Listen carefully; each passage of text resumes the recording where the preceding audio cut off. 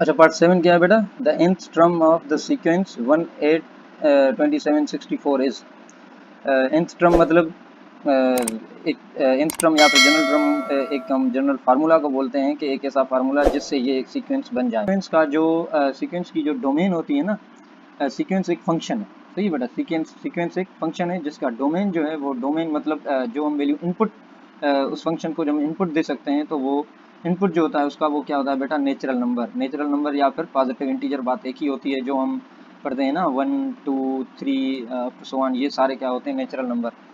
और इसकी जो रेंज होती है सीक्वेंस की, जो रेंज होती है वो बेटा क्या होती है? या तो फिर वो रियल नंबर होती है या फिर वो क्या होती है? Complex number. खैर ये भी एमसीक्यूज आ सकता है।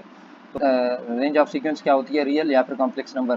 खैर हमारा तो सिर्फ डोमेन से जो है ना मतलब है। खैर मतलब हम सीक्वेंस का जो वैल्यू पुट कर सकते हैं ना, जो इनपुट दे सकते हैं इस फंक्शन को, तो वो क्या होती है? वो नेचुरल नंबर होती है या फिर पॉजिटिव इंटीजर।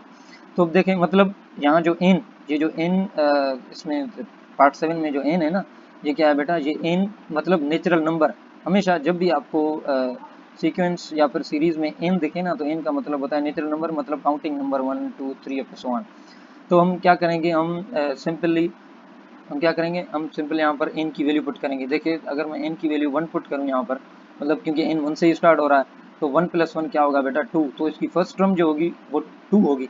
मगर यहाँ पर हमारी इस सीक्वेंस में फर्स्ट टर्म 2 नहीं है, तो मतलब ये वाला ऑप्शन जो है n+1, ये तो नहीं है। एन स्क्वायर को हम देखते हैं, एन स्क्वायर का मतलब है बेटा 1। एन स्क्वायर मतलब बेटा क्या है कि हम एन की वैल्यू 1 पुट करें तो 1 square which is equal to 1, तो मतलब फर्स्ट टर्म हमारी 1 आ रही है। अब हम सेकेंड टर्म के लिए देखते हैं। जब भी आपको इस टाइप का कोई एमसीक्यूज मिले ना बेटा, ये तो खैर स्क्वायर फॉर्म में है, मगर जब एपी हो, जीपी हो, एचपी हो, कोई भी हो, तो आप क्या करें? आप कम से कम जो फर्स्ट 3 टर्म्स है ना, आप वो सेटिस्फाई करें कि अगर वो सेटिस्फाई हो रहे हैं तो फिर मोस्ट प्रोबेबली ये होता है कि वही सीक्वेंस होती है, वही मतलब इसका जनरल टर्म होता है। खैर तो यहाँ पर अब ये फर्स्ट टर्म के लिए हमने देखा तो ये सही आया, मतलब 1 स्क्वायर इज इक्वल टू 1 होता है और हमारी सीक्वेंस जो है वो 1, फर्स्ट टर्म जो है वो 1 है। अब देखते हैं हम सेकंड टर्म के लिए। तो सेकंड टर्म के लिए हम क्या करेंगे? 2 वैल्यू पुट करेंगे, तो 2 स्क्वायर, एन स्क्वायर है ना यहाँ पर, तो 2 square which is equal to 4। मगर हमारा जो सेकंड टर्म है वो तो बेटा 8 है, 4 तो नहीं है, तो 4 इज नॉट इक्वल टू 8, सो ये नहीं हो सकता। तो अब हम चलेंगे अपने ऑप्शन नंबर 3 की तरफ, जो है एन क्यूब। अब एन क्यूब मतलब एन की वैल्यू आप क्या पुट करेंगे यहाँ पर?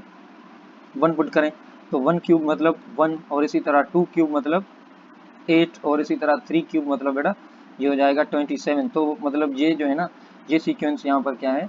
ये फुलफिल कर रही है हमारी इस जो 1 8 27 64 है, इस सीक्वेंस को। ये जो एन क्यूब जनरल टर्म है ना, ये सेटिस्फाई कर रहा है। तो मतलब ऑप्शन क्या होगा हमारा? सी, एन क्यूब, ये हमारा करेक्ट ऑप्शन है। तो एन स्क्वायर प्लस 1 तो हम, ये अगर मिल गया तो आगे जाने की ज़रूरत नहीं है। अगर ऑप्शन ये होता है कि बोथ ए एंड बी या फिर ऑल ऑफ दीज ऐसा कुछ हो, तो फिर हम जो है ना, फिर हम सारे ऑप्शंस को चेक करते हैं, तो